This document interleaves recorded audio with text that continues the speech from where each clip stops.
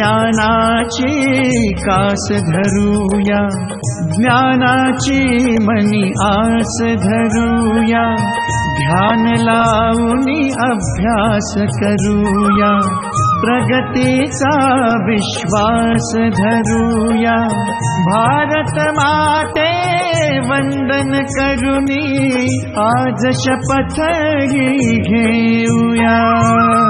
सदा सक्षम